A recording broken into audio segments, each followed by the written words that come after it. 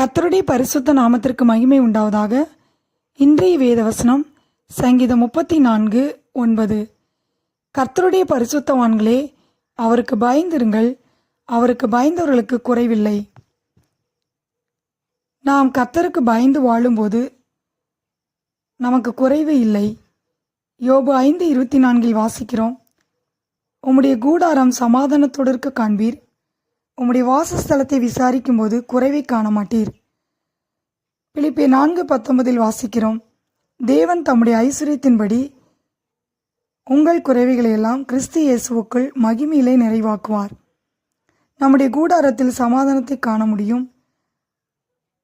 நமக்குள்ளே குறைவுகள் இருக்கும்போது அந்த குறைவை அவர் நிறைவாக்குறவராயிருக்கிறார். சங்கீதம் 34:10 வாசிக்கிறோம், சிங்கக்குட்டிகள் தாழ்ச்சியடைந்து பட்டினியாக இருக்கும், கர்த்தரை தேடிகளுக்கோ ஒரு நன்மையும் குறைபடாது.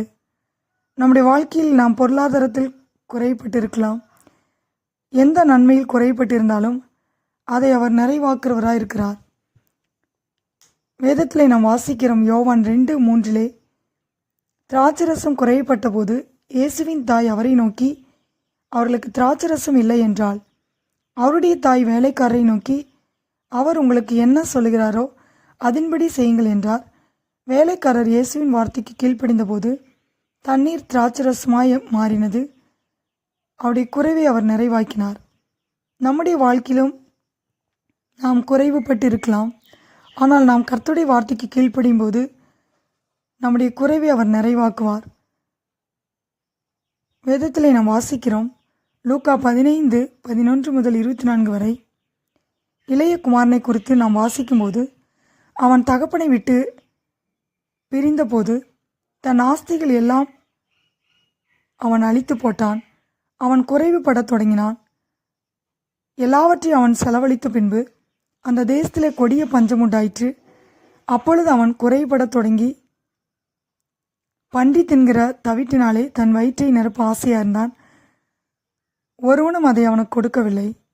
அவனுக்கு புத்தி தெளிந்த போது தகப்பனிடத்துக்கு திரும்பி வந்தான். அவன் மனம் திரும்பி தகப்பனிடத்தில் வந்தபோது அவனுடைய குறைவை தகப்பன் நிறைவாக்கினான். அவனுடைய வாழ்க்கையிலே அவன் எவ்வளோ குறைப்பட்டானோ அந்த குறைவையெல்லாம் அவர் நிறைவாக மாற்றி தன்னோடு கூட வைத்து கொண்டார். ஆம் பிரியமானவர்களே, நம்முடைய வாழ்க்கையிலும் நாம் எந்த காரியத்தில் குறைபட்டிருந்தாலும் நாம் ஆண்டவரிடத்தில் தெரியப்படுத்தும் போது, அவருடைய வார்த்தைக்கு நாம் கீழ்ப்படியும் போது, நாம் தகப்பனிடத்திலே வரும்போது அவர் நம்முடைய குறைவுகளை நிறைவாக்குறவராக இருக்கிறார்.